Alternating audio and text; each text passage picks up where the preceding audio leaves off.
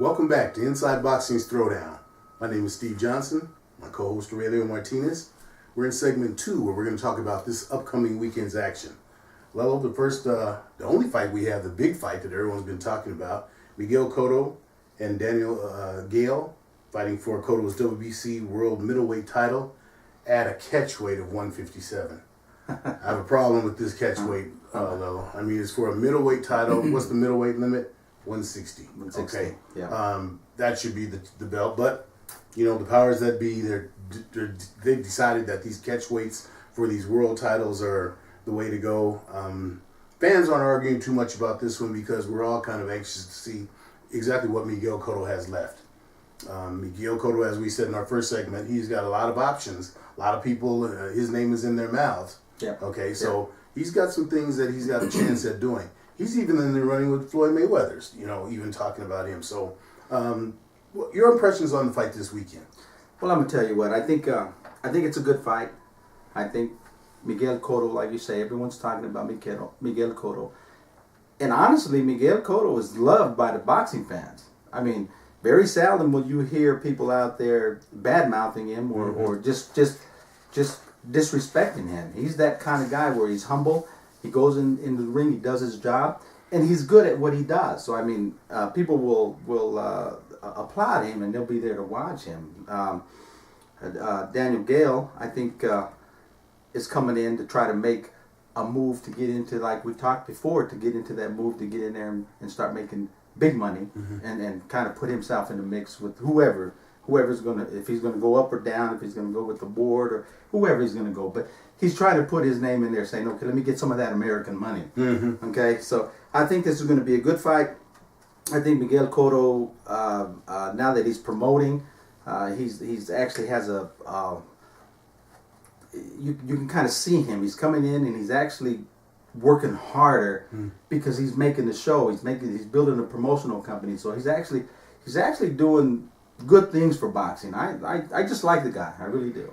I agree. You know, and I hate to keep agreeing with you, but when we talk about Miguel Cotto, I think you're exactly right. You would be hard pressed to find anybody to have any problems with him, other than, you know, we understand that he's winding down a very prosperous career that he's had, but you know, he can't keep doing the things that he's doing. And when I say doing what he's doing is now, you and I know that he's really looking, you know, to get into the promotions of the business, which is a good thing for Puerto Rican boxers. But him deciding that he would vacate the one title and let Triple G, Gennady Golovkin, have that, it gives the impression that he's, I don't want to say afraid, but he doesn't want to engage with him. And I, to be honest, rightfully so. I mean, you know, and we're gonna talk about Triple G in our next segment a little bit in open discussion, But you're right. I'm not sure I would fault him for that. I mean, Triple G is one of them guys where he's on a mission. Yes, he's on a mission, and I like it because he's just on a mission. So Miguel Cotto's also on a different mission. He's now looking at life outside of the ring rather than inside of the ring. Exactly. He's building that foundation, and he's doing a very good job. I mean, talking about Miguel Cotto and his futures, okay? I think he's probably going to succeed where others haven't, especially when I'm talking about someone like Oscar De La Hoya. You see, Oscar De La Hoya said, I'm going to get into promoting after boxing, and I'm going to bring competitive fights. I'm going to do this. But he just simply fell into that same Bob Arum, Don King scenario. I mean, so nothing changed. Nothing changed. And I really think with Miguel Cotto, you're actually going to see some changes. I mean, and what changes do you think he might? Well, you know, I think he's going to do a lot for the Puerto Rican people, and I think he's going to exploit and bring in that talent to where people are not only watching the Puerto Rican boxers, when they have to fight a tough Mexican boxer, because that rival's been there. Yes. I think he's going to highlight and he's going to show that we got good talent out there, and you don't only have to watch Puerto Rican fighters when they're fighting in a championship fight against so and so. So I just think that I just see good things coming from Miguel Cotto. Going back to this fight, I'm not so sure the heavier weight was a wise decision. I mean, but obviously he sees some things where it didn't bother him to come into the heavier, because Miguel Cotto's not a very tall person. No. So, what does he have to do to win this fight, and what does Daniel Geale have to do to win this fight? Well, I think that Daniel Geale, I'm going against the grain. I'm giving Daniel Geale a better than 50-50 chance of winning this fight. And the reason I say that, Lalo, is because I think most people, when they think about Geale, they think about that last fight that he had last June against Triple G. Mm-hmm. And Triple G just took him apart. But like I said, that Triple G's a whole different beast. Before that, you have to remember, Daniel Geale was a 2-time world champion. Yeah. He's only lost 3 fights. And 2 of them that he lost were, guess what? In the United States. Okay? He's very, very, very well known in Europe. And for those of us that know what's going on with him, like I said, 2-time former world champion, he's going to be problems. That fight that he had last June, remarkably, was at Madison Square Garden. Mm-hmm. This one here is at Barclays Center. So it's 2 back-to-back New York fights for him. I think that he's looking to make a real statement here against Miguel Cotto and show once again that he's still in the mix. Both of them are both 34 years old. So we know they're looking towards the end of a career, but they're not shot. Okay, by any means. Okay, so I'm expecting this fight to be very interesting. Let me ask you something, because I'll tell you the truth. I don't know a whole lot about Daniel Geale. I mean, except for the fight I saw with him against Triple G, mm-hmm. and of course, like anyone else here in the United States, know a whole lot about Miguel Cotto. Let me just ask you your opinion. Does Daniel Geale have enough power to get the respect of an oncoming Miguel Cotto? That's the question. That is the question, because, like you said, when you watch the fight with Martin Murray, mm-hmm. With Daniel Geale, and to be honest, the European style is something that you have to really be careful when you start analyzing those guys, because they sometimes they want to box and then they want to slug, and it's kind of like confusing. You watch when you watch European fights.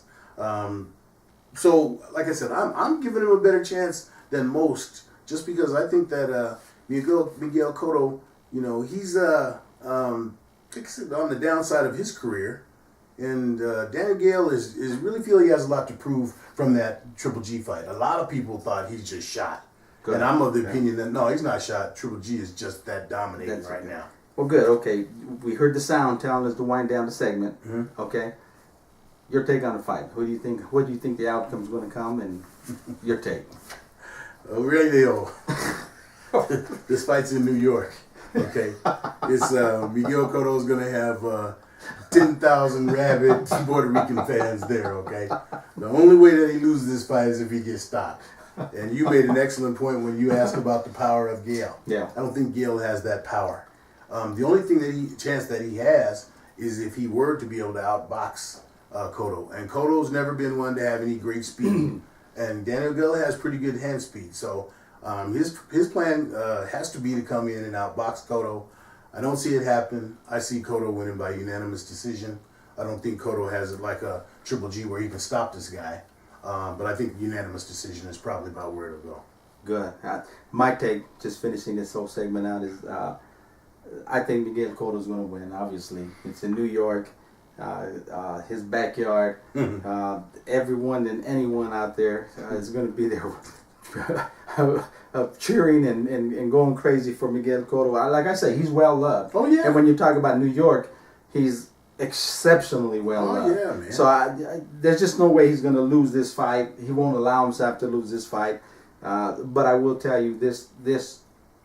I think he stops Daniel Geale. I think he stops him. I think Daniel Geale will not have enough power to command respect, and that's just going to keep the on charge. I don't think it's going to be as blatant as Triple G, but I think it's going to be an accumulation in rounds and rounds and rounds that's going to stop him. So I'm looking for a late round stoppage. Okay, real quick, because we only got 20 seconds left. Let me just say this: if Miguel Cotto stops Daniel Geale, I think that puts Miguel Cotto in a real good position in that Mayweather sweepstakes. I really do. Just because of, like you said, look who's going to be at this fight. next weekend. You know, Tito Trinidad. Yeah. I mean, and that's something that Floyd would relish, having all these other champions come in and watch this fight. Well, that's our cue. That's I'm our gonna cue. agree. I'm gonna agree with you. Just my ending before we go to the next segment. We see here. I like the Cotto Mayweather rematch. I like that fight. I do. I don't think it should be at a high weight. I think it should be down at 46, 47, and I really like that fight. So, with that, we'll leave you, and we'll be back with our last segment of the week, where we'll talk about various things, and we'll be right back. Stay tuned. Sounds